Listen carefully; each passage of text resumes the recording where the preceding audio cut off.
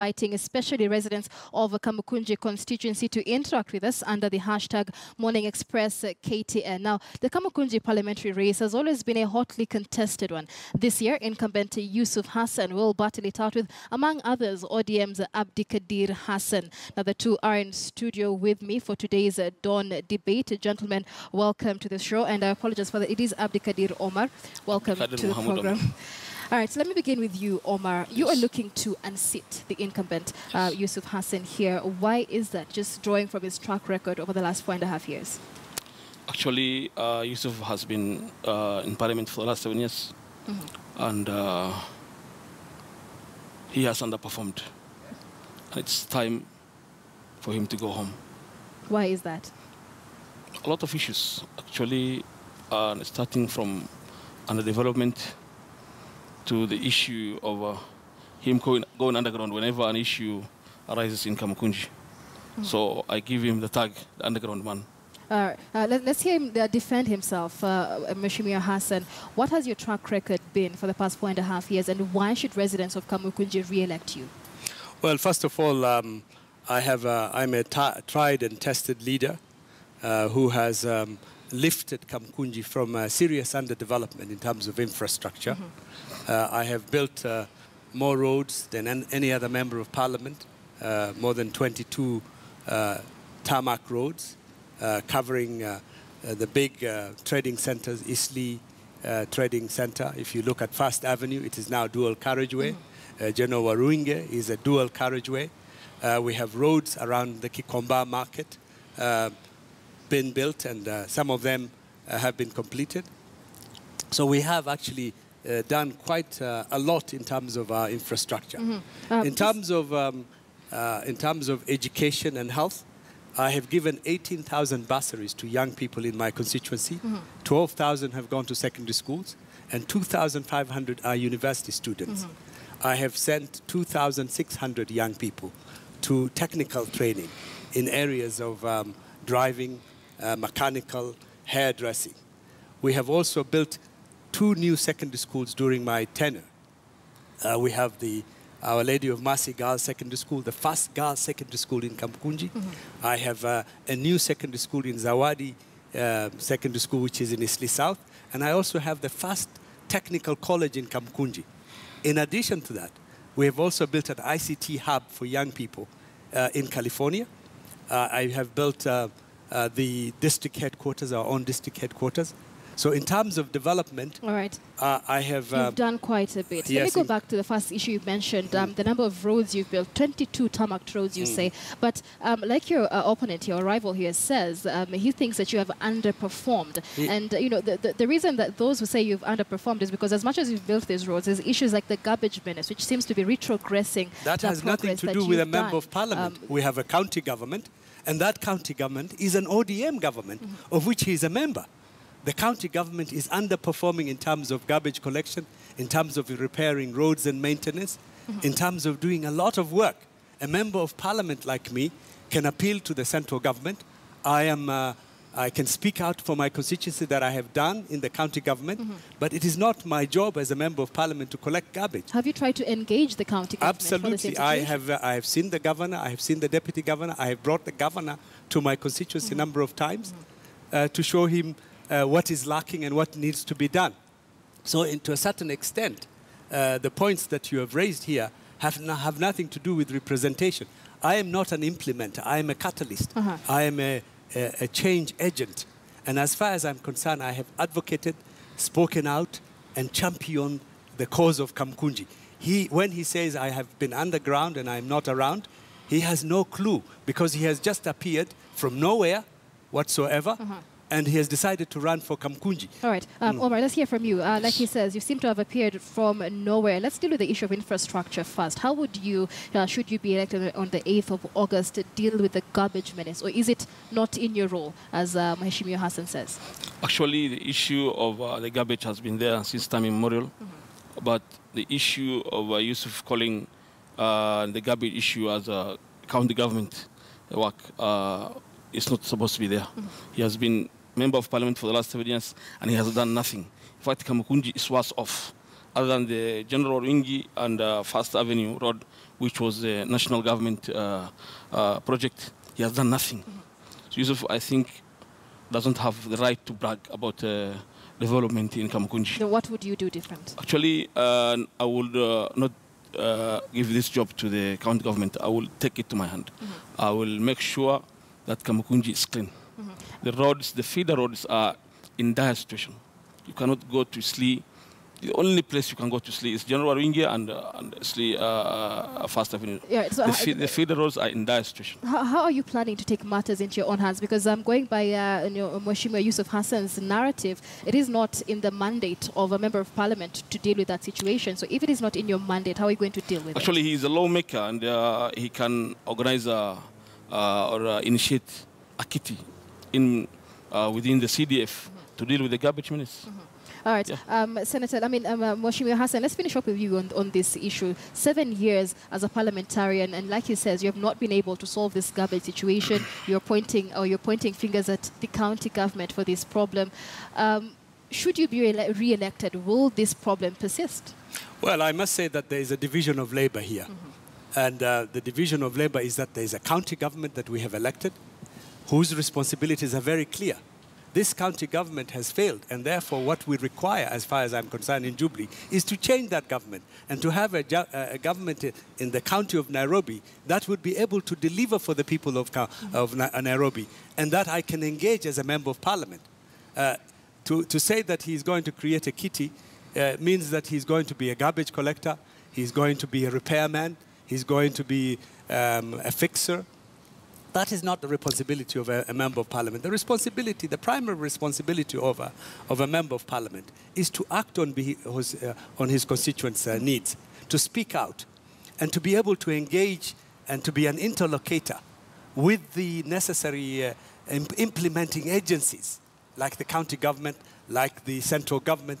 That is my job, and I have done my job as far as the development and the progress of Kamukunji is there, and the people of Kamukunji are aware of it. Right. And I have no doubt that on the 8th of August, they're going to make a difference from this Johnny come late to a member of parliament who has done his job, who has done whatever is necessary to make Kamukunji much better than he found it. And by the way, it is six and a half years since I became an MP. And I was elected when I was in hospital. Right. I was blown up in a bomb blast, and I spent quite considerable time of that time recuperating from these serious injuries that I sustained as I was walking and working with the people of Kamukunji for the development of my constituents. Right. Now, it's great that you bring it up, because now you've been a victim of insecurity in Kamukunji constituency, and I'd like that to address that to Omar before I come to you. Omar, the issue of insecurity is one that is a menace, so to speak, for the people of Kamukunji. What is your strategic plan to solve this situation? First of all, I really feel for my brother here, and it's because of that reason why we elected him. Was one of his chief campaigners, and he can attest to that. In 2013, we have voted for him regardless of tribe, regardless of party affiliation. I've been in ODM, but we have voted for him in 2013 because of that, simply for 4.5 years after the terrorist attack. And if we may go back to the issue of security, how I could handle the security, I will initiate a bill which will actually criminalize the issue of refugees just coming over here unknown. Is that the root cause of insecurity in Kamukunji? Actually, the root cause of insecurity is corruption. Let's say somebody can board a matatu or a truck from Kismayo, somewhere from Somalia, and just come to Nairobi, just because of reaching out small handouts to the police. Right. And if we go back to the issue of the root cause of insecurity, might be classified into two. First of all, Yusuf, as a member of parliament, as I called him before, he's an underground man. And if you may go back to 2014, you remember the Salama Watch, the ethnic profiling of the Somalis. Yusuf was nowhere to be seen. So this is an issue that you will take care of, and we'll come back to your strategy in just a moment. But he doesn't say what he's going to do about it. Absolutely, and that's why we're coming back to you. And terrorism is an international problem. Even well-developed countries like the United States, Britain, France, Germany, have not been able to completely seal off their borders and eliminate the problem. But do you agree with his idea of the root cause of insecurity in Kamukunji, that it is corruption and the fact that refugees can access the constituency anytime? I don't think, in fact, you can blame a particular section of a population, particularly a persecuted community that has fled conflict in Somalia or southern Sudan, for terrorism. Terrorism is committed by individuals who have a particular objective and particular aim, which I completely disagree with. So to blame refugees or to blame our police force for that particular matter is passing the buck. What I would say is that we need to do a lot, and we have done quite a lot as a government, to deal with the menace of terrorism. And since my injuries in 2014, fortunately, we haven't had any serious security problems in Kamukunji as a constituency. Now, he accuses you of being nowhere to be seen during the cases of ethnic profiling against Somalis that we saw, especially in Isili. I think that is completely untrue. First of all, in the first 2 weeks of April, I was hospitalized and operated on in the United States. I immediately returned back to Nairobi to deal with that issue. And I have been working with the government. I'm a member of the government. I have direct access to the president, to the deputy president, to the inspector general. I don't go to the media to bark like a wild dog. I speak to the authorities about the issues relating to my constituency. And as you can see, there has been changes in the security system in our country since then. The minister who was in charge of that operation has been fired. The inspector general who was in charge of that operation has been fired. The PS who was involved with that operation has been fired. Let him ask himself what created those changes in government. If it is not for the advocacy and my outspokenness as far as that issue is concerned to the president and to the leadership of this country. And look, he should also check the Hansard, the number of times I've spoken about those issues in Parliament. He's obviously clueless and so has no idea as my contribution in Parliament as a Member of Parliament. Right, that is your contribution for the past 4 years or 6.5 years, so to speak. Going forward, should you be re-elected, what is your plan in terms of security, especially when it comes to the rise of young gangs, especially in Isili? First of all, I'm very much engaged on that issue because we have a large youth population. We have a youth problem. We have youth employment. And therefore, I have been in the forefront of dealing with those issues in terms of finding durable solutions.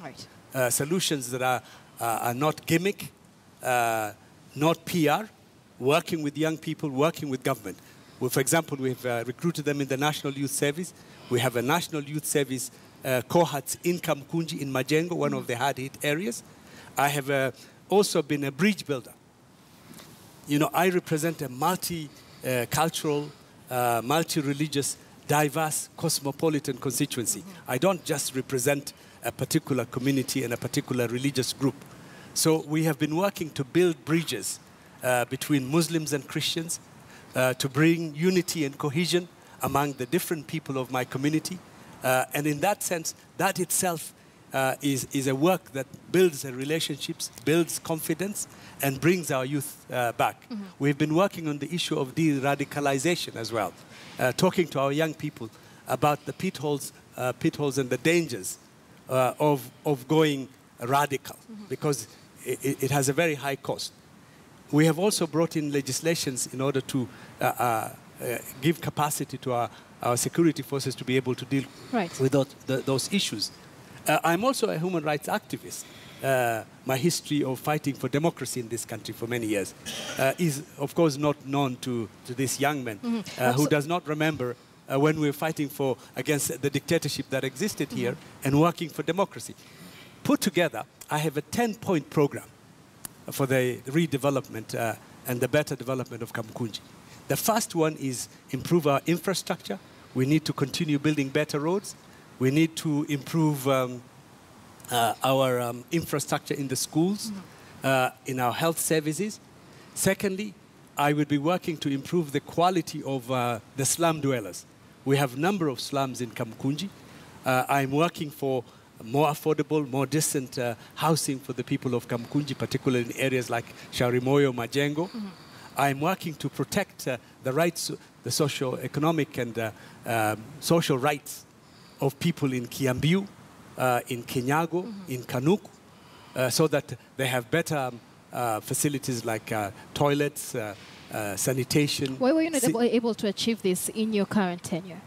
Because, again, the reconstruction of much of Nairobi now is in the hands of the county government. 80% of the development needs of Nairobi are in the hands of the government, the county government. The county government has not done much of the reconstruction of housing in Shaurimoyo, in Majengo, in many of these areas. I hope that in August the 8th, the people of Kamukunji and the people of Nairobi would elect a Jubilee government in the county government so that we can work together for the development of the constituency. All right, we'll come back to you, Omar. Let's talk about your tentative key pledges for the people of Kamukunji. Just before we wind up, he's mentioned his 10-point plan. What is your strategic plan, especially 3 key pledges for the people of Kamukunji, and how exactly you're planning to implement that? Actually, the issue of historical injustice. My brother here is just bragging about how he could develop slums like Kiambio or Kanogo, and he's been there for the last 7 years. I need to ask him what he has done for the slum dwellers. But the question is not what I have done, is what you would be able to do as a member of Parliament. I'm coming to that point. Your Honourable, I'm sorry. And to me, I think I will handle the issue of historical injustice in Kamukunji. It's an issue of people migrating from Somalia or Tanzania. They've been there. Their great-grandfathers was there. And they don't have ID. They don't have identification documents. Right. A very critical, a very important document. They don't have it. Maybe just to hear from let me just finish on the pledges. All right, go ahead. Then I'll come back to Your Honourable. If I may go back to the second point, promoting cohesion. There was an issue of hawkers in Kamukunji. Right. Yusuf then went underground. The business came to standstill. There was nothing going on there. There was a fight between the lower class population in Kamukunji and the mall owners and business people in Kamukunji. Yusuf then went underground. So there is no issue of him promoting cohesion and integration in Kamukunji. The guy is well known to go underground. Whenever there is an issue, Yusuf is nowhere to be seen. How are you planning to solve that situation? Actually, I will create initiate a mechanism whereby there will be a cohesion among the Kamukunjans. First of all, I will handle the issue of the hawkers. I will make sure, it doesn't make sense that somebody just comes, chases the hawkers away without giving them alternatives. It is the county government that did that. Actually, and you seem to be blaming the county government for a lot of the issues that you have not been able to achieve. Hawkers were removed from the streets of our neighborhood by the Kanjos, by the county government. What have you done? It's the same government that he belongs to, the ODM county government. What have you done regarding the issue? Yes. Let me say that he has absolutely no clue. He's just an angry young man who wants to be in power for the sake of it. He has no clue about what he's going to do if he's elected as a member of parliament today. He has not presented one cohesive, one concrete point to say that this is what he's going to do. Let me talk about IDs. You're not giving me the chance. Let me talk about IDs. Let's just have him finish up with his point, because you're on your second point. Yeah. What else are you doing for the people of Kamukunji? Actually, there is an issue of inequality in bursary disbursement. And there was a time, and we have the evidence, that if your name is Ouma or Otieno, you are at the back of the bursary list. Whenever there is an issue of bursary disbursement, there is quite inequality there. So I thought maybe our honourable member is under instruction by, I don't know who, that whenever you see the name Otieno or Ouma, you have to put him at the back of the list. There was an issue. How are you going to solve the situation? It won't happen. That won't happen. There is Yusuf has the current CDF manager is the son of his mom, his sister. The former CDF manager is his cousin. So the CDF is like it's for certain people. Just that is absolutely not true. Let me come to the point. Moment, Honourable. Just before you outline what you're going to do for the people of Kamukunji, he seems to be blaming the county government for a lot of the things that he has not been able to achieve as Member of Parliament. Should you be re-elected, you will be going into that seat with the same conditions that he is complaining about. Do you agree, first of all, about I don't agree. I don't agree with County government? I don't agree with that. If the Nairobi government was underperforming, we wouldn't have been listed in the top cities in the world in the last 2 years. And Kidero has done his best. And we are very hopeful Kidero will come back. And there is a question I need to ask my honourable Member of Parliament. Did he ever raise the issue of the county government underperforming? All right, let's have you answer that question. All the time. I have spoken about it. I think that is the reason. For example, you have asked him what particular ideas does he have for the development of Kamukunji if he takes over. He has not said a single one. In all the 3 points he has raised, it's a criticism of the Member of Parliament, not what he can do for the people of Kamukunji. First of all, on the issue of IDs, we have the ID registration center in Kamukunji. And the vetting center, which used to be in Nyayo, is now in Kamukunji under my leadership. It has been transferred, and vetting is done in Kamukunji for young people from other parts of Kenya who live in Kamukunji. That center has given 16,000 IDs to young people in the last 4.5 years that I've been a Member of Parliament, including 1,200 street children. I have also influenced the establishment of the second Huduma center in this country, after Teleposta, in Isli, which has handled 1,000 customers since it was established in 2015. This is a massive expansion of public services. The people of Kamukunji have this service at their doorstep more than any other time. He speaks about the issue of historical injustices. Right. This is a major issue, not for a Member of Parliament alone, but for the whole country. We have historical injustices from the colonial period. We have historical justices that have been committed by successive Kenyan government that needs to be unpacked. We have done a lot of legislation, we have done a lot of interventions to be able to do that. It is not going to be changed just because he says, I'm going to deal with historical injustices, because it is a process. It is not something that can be done in a year or two. We have a long way to go in dealing with many of those issues, but we are on the right track as a government. President Uhuru Kenyatta was the first president in the history of this country to stand out in public and to apologize for those historical injustices, including the Wagala massacre and many of these massacres. So let's look in the context of the development of Kamukunji. I am a proven, tried and tested Member of Parliament. I have had a very strong voice and leadership in Parliament. I am one of the most outspoken members of Parliament in Parliament. If you look at the Hansard, the number of times I've spoken on issues relating to Kamukunji. And I'm also one of the most respected members of Parliament. Just before we wind up, issues affecting Kamukunji. And Omar, you brought up the issue of illegal immigrants or illegal migrants in Kamukunji, especially in Isili, many of them causing a security threat. Now, most of that was seen after the incumbent here was a victim of that terror attack. Many Kenyans sympathized with him, but that also resulted into that flashing out of illegal migrants in Isili County. How would, in Isili region, how would you, if elected, solve this issue of illegal migrants? Actually, my brother was actually misquoting me. I was not really targeting the refugees.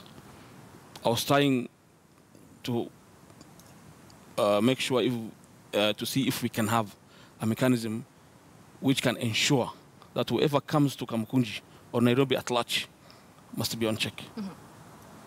And in that manner, I think we can improve security. All right. What is your strategy to that, Honorable Hassan, especially when it comes to illegal migrants? Very briefly, as you wind up. Well, this is a security issue. It is a police issue. We have built our police force. We have now increased the number of police forces. I have built a police post in Isli. We have the first police post in Isli. We didn't have one before. We have strengthened our police force. Kamukunji is not an island, and Nairobi is not an island. Right. It is part of Kenya, the Republic of Kenya. So we we share all the problems of security and insecurity with the rest of Kenya. And the responsibility of handling security is in the right hands.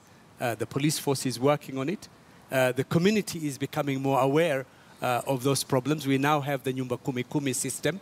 And as a result of that, in fact, we have not had a single incident of terrorism in Kamukunji since 2014. For the last two years, thank God we haven't had, because we have enforced our ability to be able to follow up, to detect, and to be able to strengthen security in the exactly. region. All right, gentlemen, we're out of time. Let me give you just 30 or just 20 seconds, Honorable, your final words for people of Kamukunji.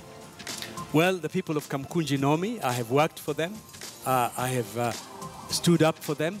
I have been their voice. They can count on me. And I'm grateful that they elected me with a massive majority in 2013, with 25,000 majority, one of the biggest majorities in the country. I'm hoping that, again, they will endorse me as a member of parliament so that we can make Kamukunji a much better place and a place we can continue to be proud of. All right. Omar, very briefly, your final words to residents of Kamukunji and why they should elect you as opposed to the incumbent. Actually, I'm a performer. I'm a social worker, and I'm also a community mobilizer. So I will make sure, if elected, that Kamukunji will be safer and cleaner.